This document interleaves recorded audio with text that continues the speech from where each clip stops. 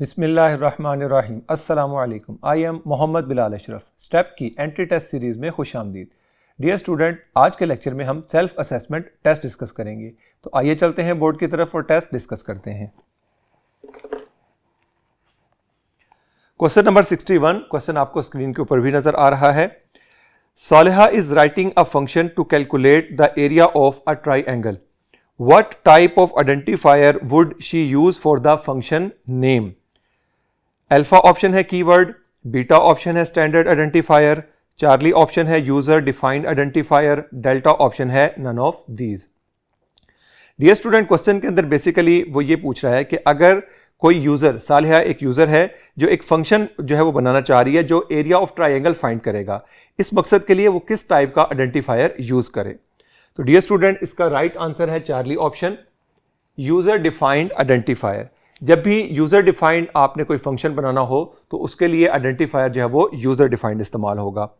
Alpha option के अंदर keyword जो है वो बेसिकली प्री डिफाइंड वर्ड्स को, रिजर्व वर्ड्स को कहते हैं, इनको आइडेंटिफायर के नेम के तौर पे यूज नहीं किया जा सकता। बीटा ऑप्शन के अंदर स्टैंडर्ड आइडेंटिफायर, तो अगर किसी प्री डिफाइंड फंक्शन को यूज करना हो तो उसके लिए स्टैंडर्ड आइडेंटिफायर यूज होगा। Question number 62. What does the following code snippet do? Int ans is equal to 20 mod 5. Basically एक शॉर्ट कोड दिया गया है जिसकी आउटपुट के बारे में या इसके जो एक्शन के बारे में जो है वो पूछा गया है। अल्फा ऑप्शन है find the quotient of 20 divided by 5। Beta option है calculates the remainder when 20 is divided by 5। Charlie option है assigns the value 20 to the variable ans. Delta option है फाइंड्स 20% ऑफ 5। तो डियर स्टूडेंट, कोड जो है वो हमारे पास int ans is equal to 20 mod 5। तो यहां पर 20 mod 5 कैलकुलेट होगा और जो भी इसका रिमाइंडर होगा वो आंस वेरिएबल को असाइन हो जाएगा। सो हमारे पास इसका राइट आंसर है beta, calculates the remainder when 20 is divided by 5। Alpha option है find the quotient of 20 divided by 5। तो इसके लिए डिवीजन ऑपरेटर का इस्तेमाल किया जाएगा अगर हमें क्वोशंट जो है वो चाहिए। चार्ली ऑप्शन के अंदर assign the value 20 to the variable ans, तो वैल्यू डायरेक्ट असाइन नहीं होगी बल्कि पहले एक्सप्रेशन कैलकुलेट होगा, रिमाइंडर की जो वैल्यू बनेगी वो आंस को असाइन हो जाएगी। फाइंड्स 20% ऑफ 5, तो इसके लिए डिफरेंट फार्मूला का इस्तेमाल होगा। जो क्वेश्चन के अंदर एक्सप्रेशन दिया गया है उससे रेलिवेंट ये आंसर नहीं है। Question number 63. You are writing a C++ program and need to create a string with multiple lines. What is the correct way to achieve this? Alpha option है C out Punjab \n college. Beta option है C out Punjab %n college. Charlie option है C out Punjab \t college. Delta option है C out Punjab \n college. Basically question के अंदर वो ये कह रहा है कि हम C++ का प्रोग्राम लिख रहे हैं और हम मल्टीपल लाइंस की एक स्ट्रिंग जो है वो क्रिएट करना जो है वो हम चाहते हैं। तो दिए गए ऑप्शन में से कौन सा जो ऑप्शन है वो राइट होगा। तो डियर स्टूडेंट, इसका राइट आंसर है alpha, C out Punjab \n college. जैसा कि आप जानते हैं हमारे पास \n एस्केप सीक्वेंस जो है वो स्ट्रिंग को नेक्स्ट लाइन के अंदर मूव कर देता है और क्वेश्चन के अंदर हमारी रिक्वायरमेंट भी ये है कि हम स्ट्रिंग को मल्टीपल लाइंस के अंदर जो है वो प्रिंट करना चाहते हैं। बीटा ऑप्शन के अंदर %n जो है वो स्ट्रिंग के दरमियान में इस्तेमाल किया गया जो कि वैलिड एस्केप सीक्वेंस नहीं है। चार्ली ऑप्शन के अंदर \t इस्तेमाल किया गया, ये दो स्ट्रिंग्स के दरमियान टैब स्पेस देगा, उसको नेक्स्ट लाइन में मूव नहीं करेगा। जबकि डेल्टा ऑप्शन के अंदर भी \n जो है ये वैलिड एस्केप सीक्वेंस नहीं है। Question number 64. इन C और C++ how would you decrement the value of variable x by 3? Alpha option है x - 3, बीटा ऑप्शन है x - = 3, चार्ली ऑप्शन है x - डेल्टा ऑप्शन है x = x - 3x। Basically question के अंदर वो ये पूछ रहा है कि C या C लैंग्वेज के अंदर अगर हम एक वेरिएबल है x, उसकी वैल्यू को 3 से डिक्रीमेंट करना चाहें तो दिए गए ऑप्शन में से कौन सा मेथड जो है वो बेस्ट होगा। तो डियर स्टूडेंट, इसका राइट आंसर है बीटा, x - = 3, क्योंकि x की वैल्यू में 3 डिक्रीमेंट करके x को असाइन करेंगे तभी x की वैल्यू जो हमारे पास नेक्स्ट डिक्रीमेंटेड जो है वो आएगी। अल्फा ऑप्शन के अंदर x - 3 ये वैल्यू तो x में से 3 माइनस कर देगा, लेकिन वो x वेरिएबल को असाइन नहीं होगी। चार्ली ऑप्शन के अंदर x माइनस माइनस, तो ये 1 से डिक्रीज करेगा वैल्यू को, जबकि क्वेश्चन के अंदर वैल्यू जो है वो 3 से डिक्रीमेंट करने की रिक्वायरमेंट है। डेल्टा ऑप्शन के अंदर x is equal to x minus 3x, तो ये एक्सप्रेशन जो है बेसिकली x में से x को 3 टाइम्स x को माइनस कर देगा, जो कि हमारे पास क्वेश्चन की रिक्वायरमेंट के अकॉर्डिंग जो है वो वैलिड ऑप्शन नहीं है। Question number 65, what is the result of the expression 8 plus 3 multiply by 3। Question के अंदर बेसिकली एक्सप्रेशन दिया गया है और उसके रिजल्ट के बारे में सवाल है। अल्फा ऑप्शन है 17, बीटा ऑप्शन है 72, चार्ली ऑप्शन है 33, डेल्टा ऑप्शन है 36। तो डियर स्टूडेंट, क्वेश्चन के अंदर हमारे पास जो वैल्यू दी गई है 8 प्लस 3 मल्टीप्लाई बाय 3, तो जैसा कि आप जानते हैं प्रेसिडेंस रूल के अकॉर्डिंग 3 मल्टीप्लाई बाय 3 जो है ये पहले सॉल्व होगा, तो हमारे पास आंसर जो है इसका 9 आएगा, प्लस 8 इन वैल्यूज को जब हम ऐड करेंगे तो हमारे पास 17 आंसर आएगा। सो अल्फा 17 जो है वो हमारा राइट आंसर है। Question number 66, choose the valid variable name. Alpha option है प्लेयर स्पेस 1, बीटा ऑप्शन है target dot park, Charlie option है LBW, डेल्टा ऑप्शन है इफ। बेसिकली ऑप्शंस के अंदर से वैलिड वेरिएबल नेम जो है वो हमने फाइंड करना है।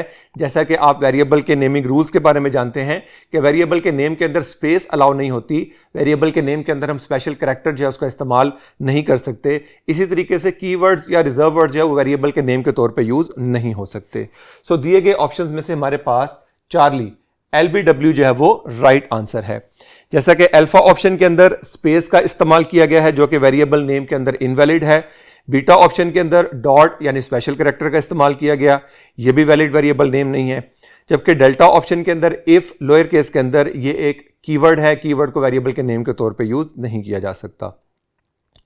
Question number 67, which of the following is a valid standard identifier in C। Alpha option है printf, बीटा ऑप्शन है getch, चार्ली ऑप्शन है getche, डेल्टा ऑप्शन है ऑल ऑफ दीज। क्वेश्चन के अंदर बेसिकली वो ये पूछ रहा है कि दिए गए ऑप्शन में से कौन से ऑप्शन जो है वो C लैंग्वेज के अकॉर्डिंग वैलिड स्टैंडर्ड आइडेंटिफायर हैं। तो डियर स्टूडेंट, इसका राइट आंसर है डेल्टा ऑल ऑफ दीज। जैसा कि आप जानते हैं कि हमारे पास printf, getch और getche तीनों वैलिड आइडेंटिफायर्स हैं। Question number 68, identify the high level programming language. Alpha option है पाइथन, बीटा ऑप्शन है C++, चार्ली ऑप्शन है जावा, डेल्टा ऑप्शन है ऑल ऑफ दीज। दिए गए ऑप्शंस में से हाई लेवल प्रोग्रामिंग लैंग्वेज को जो है वो आइडेंटिफाई करना है। तो डियर स्टूडेंट, इसका राइट आंसर है डेल्टा ऑल ऑफ दीज। जैसा कि आप जानते हैं कि पाइथन, C++ और जावा तीनों ही पॉपुलर जो है वो हाई लेवल लैंग्वेजेस हैं। Question number 69, what is the output of the following code and assume temp is declared with int data type. Code आपको स्क्रीन के ऊपर भी नजर आ रहा है। कोड से रिलेटेड सवाल है कि इसकी आउटपुट फाइंड करनी है। तो डियर स्टूडेंट, आइए बोर्ड पे चलते हैं और कोड की आउटपुट फाइंड करते हैं। डियर स्टूडेंट, कोड हमारे पास है for temp is equal to 0, temp less than 5, temp plus plus, और लूप बॉडी के अंदर कंडीशन है इफ टेम्प इक्वल्स टू 2, तो हमारे पास इफ की बॉडी के अंदर कॉन्टिन्यू स्टेटमेंट है। अदरवाइज हमारे पास लूप के अंदर printf %d टेम्प को हमने प्रिंट करना है, या अगर आप C++ का इस्तेमाल कर रहे हैं तो C आउट के जरिए टेम्प को प्रिंट करना है। तो डियर स्टूडेंट, हमारे पास सबसे पहले टेम्प वेरिएबल 0 से स्टार्ट होगा, 0 लेस देन 5 कंडीशन ट्रू, उसके बाद कंट्रोल लूप बॉडी के अंदर आएगा, तो लूप बॉडी के अंदर वो चेक करेगा कि टेम्प इक्वल्स टू 2, तो क्या टेम्प इक्वल टू 2 है, तो कंडीशन हमारे पास ट्रू नहीं है। सो हमारे पास ये ब्लॉक जो है वो इग्नोर होगा और हमारे पास कंट्रोल जो है वो printf स्टेटमेंट पे आ जाएगा, और printf स्टेटमेंट जो है वो टेम्प की वैल्यू को प्रिंट करेगा, और टेम्प की वैल्यू हमारे पास 0 है, सो हमारे पास 0 प्रिंट होगा। उसके बाद टेम्प प्लस प्लस, इससे टेम्प की वैल्यू जो है वो इंक्रीज होगी, और टेम्प जो है वो हमारे पास 1 हो जाएगा। 1 लेस देन 5 कंडीशन जो है दोबारा टेस्ट होगी, कंडीशन ट्रू है, लूप के अंदर आएगा। अब टेम्प की वैल्यू 1 है और टेम्प इक्वल्स टू 2, हमारे पास ये कंडीशन अभी भी फॉल्स है, सो ये इग्नोर होगा ब्लॉक, और कंट्रोल यहां पर आएगा, टेम्प की वैल्यू को प्रिंट करेगा, और टेम्प की वैल्यू 1 है, सो हमारे पास 1 जो है वो प्रिंट हो जाएगा। इसी तरीके से हमारे पास टेम्प प्लस प्लस होगा और टेम्प की वैल्यू में इंक्रीमेंट होगा। टेम्प हमारे पास हो गया 2 less than 5, loop condition true है, कंट्रोल जो है वो लूप बॉडी में आएगा, तो टेम्प इक्वल्स टू 2। अब इफ कंडीशन जो हमारे पास ट्रू हो गई तो हमारे पास कॉन्टिन्यू स्टेटमेंट जो है वो एग्जीक्यूट होगी, और आप जानते हैं कि जो कॉन्टिन्यू स्टेटमेंट है वो लूप की करंट आइट्रेशन को जो है वो स्किप कर देती है। सो हमारे पास 2 जो है वो कंट्रोल नीचे नहीं जाएगा, प्रिंट नहीं होगा, यहाँ से कंट्रोल वापस टेम्प प्लस प्लस पे चला जाएगा। टेम्प की वैल्यू जो है वो इंक्रीज होगी और टेम्प हमारे पास हो जाएगा 3 less than 5। If condition again false, control नीचे आएगा और टेम्प की वैल्यू को प्रिंट करेगा, सो हमारे पास 3 प्रिंट हो जाएगा। उसके बाद अगेन टेम्प प्लस प्लस से टेम्प हो जाएगा 4 less than 5, condition true, temp equals to true, condition true नहीं होगी तो अगेन हमारे पास टेम्प की वैल्यू प्रिंट होगी जो कि 4 है, और उसके बाद टेम्प जो है वो इक्वल्स टू 5 होगा, टेम्प प्लस प्लस से कंडीशन फॉल्स होगी तो लूप हमारे पास कंप्लीट हो जाएगी। सो दिए गए ऑप्शन में से हमारे पास चार्ली जो है वो इसका राइट आंसर है, यानी कि हमारे पास आउटपुट आएगी 0, 1, 3 and 4। Question number 70. You have two integer variables num1 and num2. You need to check if their sum is odd in C or C++. Choose the correct expression. Alpha option है parenthesis के अंदर num1 plus num2 mod 2 equals to 0. Beta option के अंदर है num1 plus num2 parenthesis के अंदर mod 2 not equal to 0. Charlie option है num1 plus num2 mod 2 equals to 0. Delta option है num1 plus num2 mod 2 not equals to 0. Basically question के अंदर वो ये कह रहा है कि हमारे पास 2 इंटीजर वेरिएबल्स हैं num1 और num2, और हम इन दोनों का जो है वो सम करके चेक करना चाहते हैं कि वो ऑड है या नहीं। तो दिए गए ऑप्शन में से कौन सा एक्सप्रेशन जो है वो करेक्ट होगा। तो डियर स्टूडेंट, इसका राइट आंसर है beta, num1 plus num2 mod 2 not equals to 0, यानी कि num1 और num2 को ऐड करके हम चेक करेंगे कि अगर वो नॉट इक्वल टू 0 है तो हमारे पास जो एक्सप्रेशन है वो ऑड होगा। अल्फा ऑप्शन के अंदर जो एक्सप्रेशन दिया गया है ये बेसिकली इवन फाइंड करने के लिए वैलिड है, जबकि चार्ली और डेल्टा ये दोनों रॉन्ग एक्सप्रेशन हैं, क्योंकि num1 और num2 में प्लस को अगर हम पैरेंथेसिस में इनक्लोज नहीं करेंगे तो हमारे पास num2 mod 2 according to precedence rule जो है वो पहले सॉल्व हो जाएगा, जिससे हमारे पास रिक्वायर्ड आउटपुट जो है वो नहीं आएगी। Question number 71. The constant 0.15 e plus 6 represents the same value as alpha option है 150000.0, बीटा ऑप्शन है 6.15, चार्ली ऑप्शन है 0.75, डेल्टा ऑप्शन है 0.21। तो बेसिकली हमारे पास एक कांस्टेंट है 0.15 e प्लस 6, ये किसके इक्विवेलेंट है दिए गए ऑप्शंस में से बताना है। तो डियर स्टूडेंट, हमारे पास जो एक्सप्रेशन दिया गया है 0.15 मल्टीप्लाई बाय 10⁻6 के इक्विवेलेंट है, और जब आप 10⁻6 को इस तरीके से लिखेंगे तो आपके पास ये एक्सप्रेशन बनेगा 0.15 मल्टीप्लाई बाय 1000000 एंड 0, और जब आप इस एक्सप्रेशन को सॉल्व करेंगे तो आपके पास जो रिजल्ट आएगा 150000.0। सो अल्फा हमारे पास जो है वो इसका राइट आंसर है। Question number 72. We use dash operator to initialize a variable. Alpha option है हैश, बीटा ऑप्शन है एक असाइनमेंट ऑपरेटर, चार्ली ऑप्शन है @, डेल्टा ऑप्शन है क्वेश्चन मार्क। तो बेसिकली क्वेश्चन के अंदर वो ये पूछ रहा है कि किसी भी वेरिएबल को इनिशियलाइज करने के लिए दिए गए ऑप्शन में से कौन सा ऑपरेटर इस्तेमाल होगा। तो डियर स्टूडेंट, इसका राइट आंसर है बीटा, असाइनमेंट ऑपरेटर। किसी भी वेरिएबल को इनिशियलाइज करने के लिए वैल्यू जो है वो असाइनमेंट ऑपरेटर की मदद से वेरिएबल को असाइन की जाती है। अल्फा ऑप्शन के अंदर हैश, तो hash symbol basically pre processor directive को एक्सेस करने के लिए यूज किया जाता है। चार्ली ऑप्शन के अंदर @, तो @ का सिंबल सी लैंग्वेज के अंदर यूज नहीं होता। डेल्टा ऑप्शन के अंदर क्वेश्चन मार्क, तो क्वेश्चन मार्क एंड कॉलन को हम टर्नरी ऑपरेटर के अंदर यूज करते हैं। Question number 73. Which is a correct conversion of the following algebraic expression into C or C++? 1 divided by C plus 1 minus A divided by 1 plus B. Alpha option है 1 divided by C plus 1 minus A divided by 1 plus B. Beta option है 1 divided by C plus parenthesis के अंदर 1 minus A divided by 1 plus B parenthesis close. Charlie option है parenthesis start 1 divided by C plus parenthesis again start 1 minus A divided by 1 plus B parenthesis close, और delta option के अंदर है 1 divided by C plus parenthesis के अंदर 1 minus A और divided by parenthesis के अंदर 1 plus B।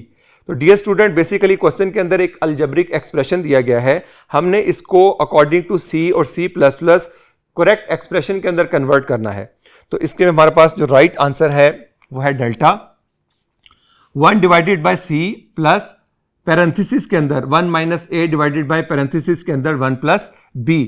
क्योंकि डियर स्टूडेंट, जैसा कि आप जानते हैं कि हमारे पास C और C++ के अंदर जो अरिथमेटिक ऑपरेटर है इनमें प्रेसिडेंस रूल फॉलो होता है। तो according to precedence 1 minus A और 1 प्लस B इनकी प्रेसिडेंस कम है डिवीजन ऑपरेटर से। तो अगर हम इनको पैरेंथेसिस के अंदर नहीं लिखेंगे तो हमारे पास A डिवाइडेड बाय 1 जो है ये पहले सॉल्व हो जाएगा, जिससे हमारे पास जो एक्सप्रेशन का आंसर है वो गलत हो सकता है। सो बाकी के ऑप्शंस के अंदर जो प्रेसिडेंस रूल है उसके अकॉर्डिंग एक्सप्रेशन करेक्ट कन्वर्ट नहीं हुए। Question number 74, trace the error in the following code. Code आपको स्क्रीन के ऊपर भी नजर आ रहा है। दिए गए कोड में से एरर्स जो है वो फाइंड करने हैं। अल्फा ऑप्शन है the symbol %C must be replace with %D for integer input. Beta option है the variable P must be declared before use. Charlie option है the semicolon is missing at the end of last line. Delta option है all of these. तो आइए board के ऊपर चलते हैं और देखते हैं कोड के अंदर कौन कौन से एरर्स मौजूद हैं। तो डियर स्टूडेंट, इसमें हमारे पास अल्फा ऑप्शन है the symbol %C must be replace with %D for integer input. यहां पर हमारे पास जो वेरिएबल है P, यहाँ प्रिंटफ स्टेटमेंट के अंदर लिखा गया है एंटर एनी नंबर। तो जब नंबर इनपुट करना है तो डेफिनेटली नंबर हमारे पास इंटीजर टाइप का होगा, जबकि %C जो है ये कैरेक्टर का फॉर्मेट स्पेसिफायर है। सो ये इसके अंदर एरर है। बीटा ऑप्शन के अंदर है the variable P must be declared before use. Scanf के अंदर P को इनपुट किया जा रहा है, जबकि हमारे पास डिक्लेरेशन के अंदर सिर्फ N वेरिएबल डिक्लेयर्ड है, P अनडिक्लेयर्ड है। सो बीटा ऑप्शन भी एरर है। Charlie option the semicolon is missing at the end of the last line. Last line के एंड पे स्टेटमेंट टर्मिनेटर या सेमीकोलन मिसिंग है। सो हमारे पास चार्ली ऑप्शन जो है ये भी एरर है। So delta all of these जो है वो इसका राइट आंसर है। डियर स्टूडेंट, नेक्स्ट क्वेश्चन को डिस्कस करने के लिए आइए चलते हैं नेक्स्ट बोर्ड की तरफ। Question number 75, what will be the output of the following code. Code आपको स्क्रीन के ऊपर भी नजर आ रहा है। तो डियर स्टूडेंट, आइए बोर्ड के ऊपर चलते हैं और कोड की आउटपुट फाइंड करते हैं। डियर स्टूडेंट, कोड है हमारे पास फ्लोट P एक वेरिएबल है फ्लोट टाइप का और इसको वैल्यू असाइन की गई है 79.23। प्रिंटफ स्टेटमेंट है हमारे पास %10.1F और P को जो है वो प्रिंट किया गया।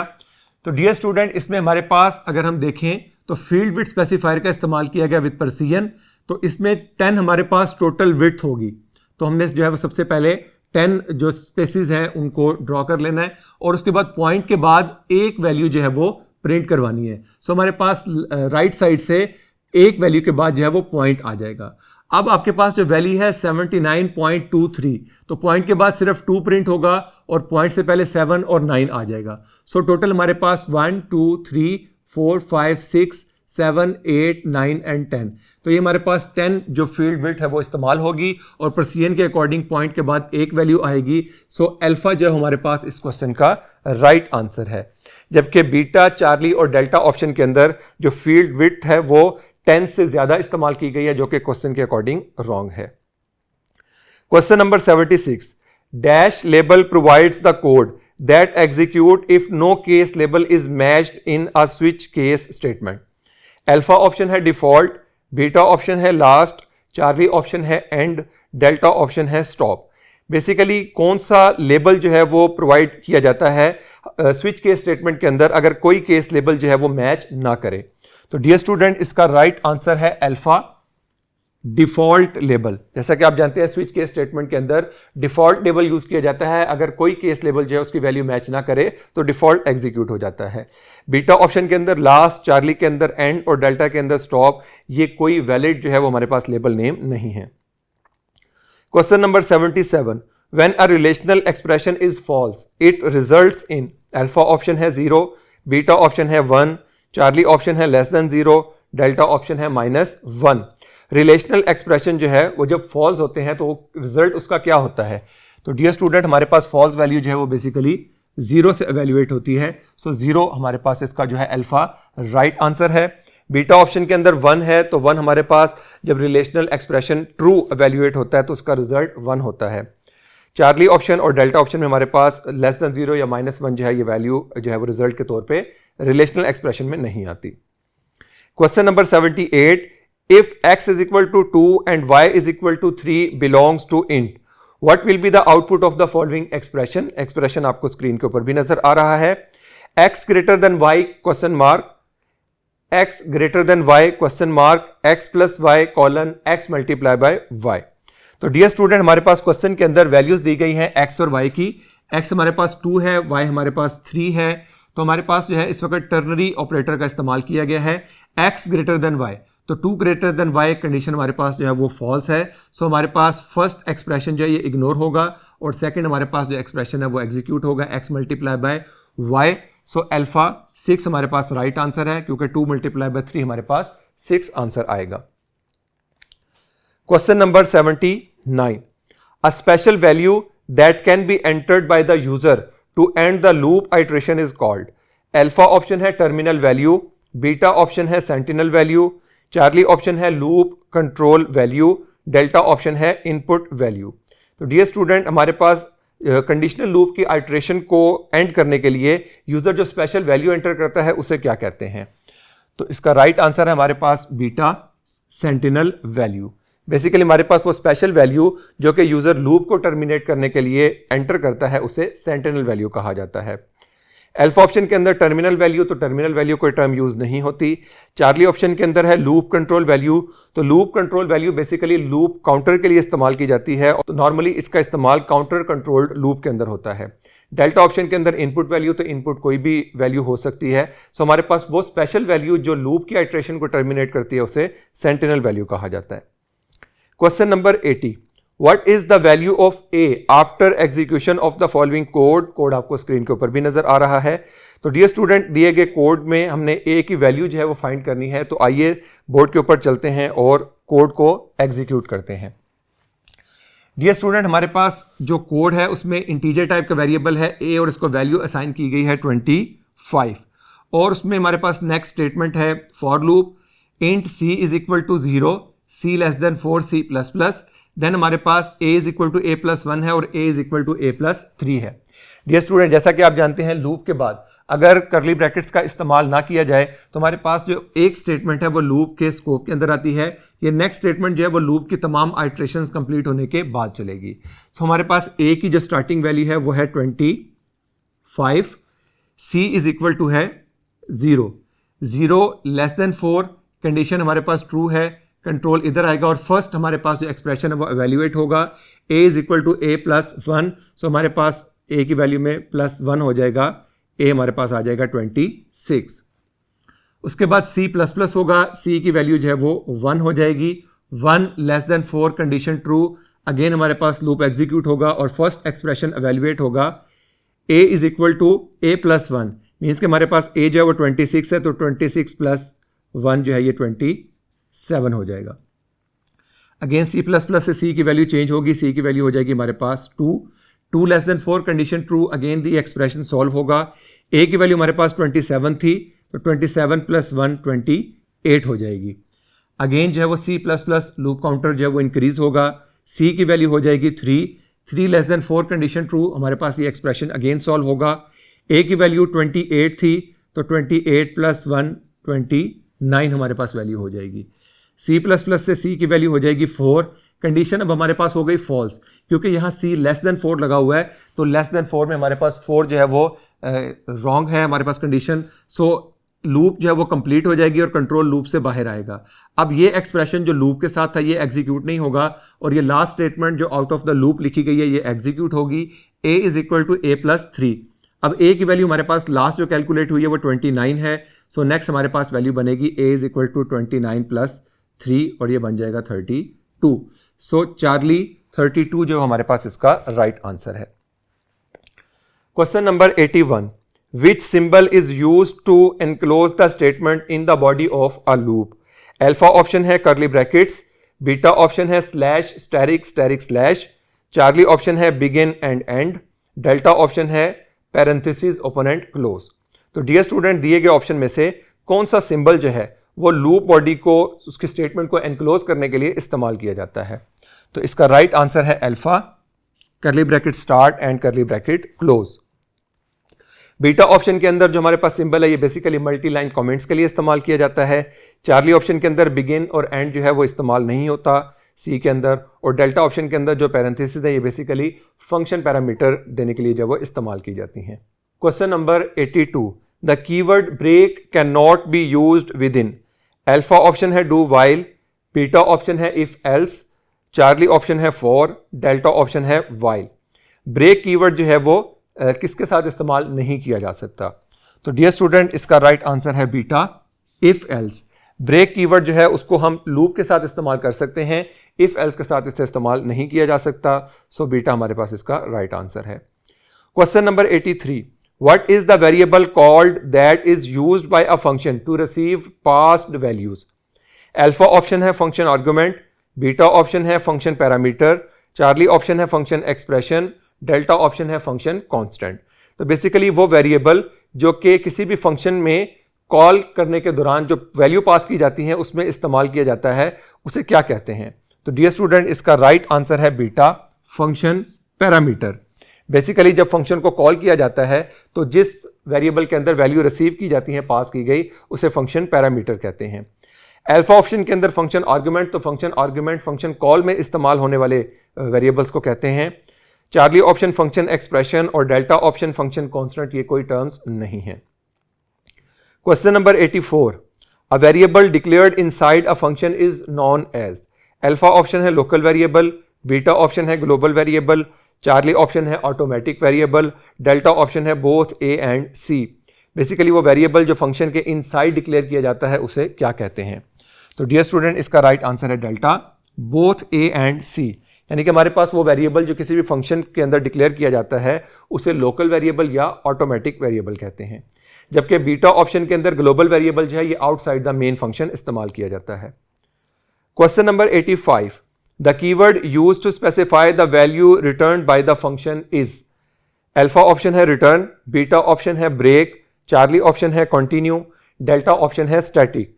बेसिकली क्वेश्चन के अंदर वो ये कह रहा है कि वो कौन सा कीवर्ड है जो कि किसी भी फंक्शन में से वैल्यू रिटर्न करने के लिए स्पेसिफाई किया जाता है। तो डियर स्टूडेंट, इसका राइट आंसर है अल्फा, रिटर्न कीवर्ड। किसी भी फंक्शन में से वैल्यू रिटर्न करने के लिए रिटर्न कीवर्ड इस्तेमाल किया जाता है। बीटा ऑप्शन के अंदर है ब्रेक, तो break keyword basically loop body में से एग्जिट करने के लिए इस्तेमाल किया जाता है। चार्ली ऑप्शन में है कंटिन्यू, तो कंटिन्यू जो है वो लूप की करंट आइट्रेशन को स्किप करने के लिए इस्तेमाल किया जाता है। डेल्टा ऑप्शन के अंदर स्टैटिक, तो स्टैटिक कीवर्ड बेसिकली किसी वेरिएबल को स्टैटिक बनाने के लिए यूज किया जाता है। डियर स्टूडेंट, नेक्स्ट क्वेश्चन को डिस्कस करने के लिए आइए चलते हैं नेक्स्ट बोर्ड की तरफ।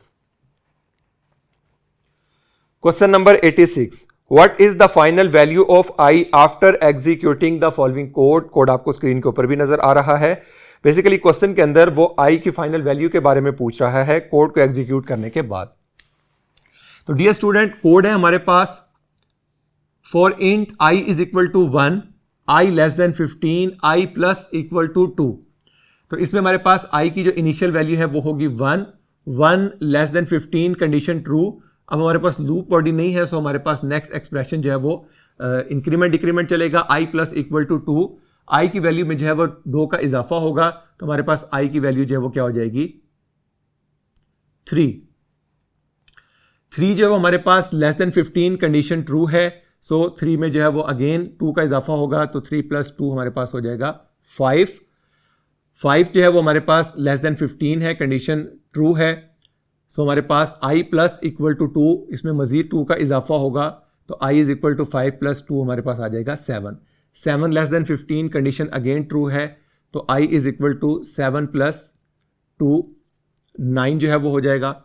9 less than 15 condition again true है, तो I is equal to 9 plus 2, 11 जो है वो हो जाएगा। 11 भी लेस देन 15 है, तो हमारे पास I is equal to 11 plus 2, 13 जो है वो आ जाएगा। अब 13 जो है वो उसमें लेस देन 15 है, कंडीशन ट्रू है, तो I is equal to 13 plus 2, 15 जो है वो आ जाएगा।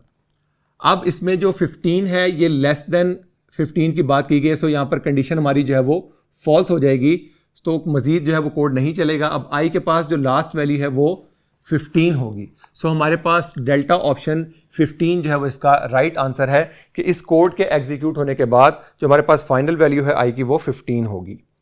Question number 87, dash expression of for loop is executed first. Alpha option है कंडीशन, बीटा ऑप्शन है बॉडी, चार्ली ऑप्शन है इनिशियलाइजेशन, डेल्टा ऑप्शन है increment decrement. Basically for loop के अंदर कौन सा जो एक्सप्रेशन है वो सबसे पहले एग्जीक्यूट होता है? तो डियर स्टूडेंट, इसका राइट आंसर है चार्ली, इनिशियलाइजेशन। जैसा कि आप जानते हैं कि फॉर लूप के अंदर जो इनिशियलाइजेशन है वो सबसे पहले जो है वो एग्जीक्यूट होता है। अल्फा ऑप्शन के अंदर कंडीशन, तो कंडीशन जो है वो सेकंड नंबर पे एग्जीक्यूट होता है। बीटा ऑप्शन के अंदर बॉडी, तो बॉडी बेसिकली थर्ड एक्सप्रेशन के तौर पे एग्जीक्यूट होती है। डेल्टा ऑप्शन के अंदर इंक्रीमेंट डिक्रीमेंट, तो इंक्रीमेंट डिक्रीमेंट जो है वो फोर्थ नंबर के ऊपर जो है वो एग्जीक्यूट होता है। फर्स्ट नंबर पे हमारे पास इनिशियलाइजेशन एक्सप्रेशन एग्जीक्यूट होता है। Question number 88, Ali needs to output bye in case the price value is less than और equal to 10, complete the given code by selecting the correct sequence. Alpha option है bye comma less than equal to comma if, beta option है price comma print F comma bye, Charlie option है if comma less than equal to comma print F, delta option है less than equal to comma if comma by. Basically question के अंदर वो ये कह रहा है कि अली जो है उससे बाय आउटपुट के तौर पे प्रिंट करवाना है और उसके पास कंडीशन ये है कि प्राइस की value less than equal to 10 हो।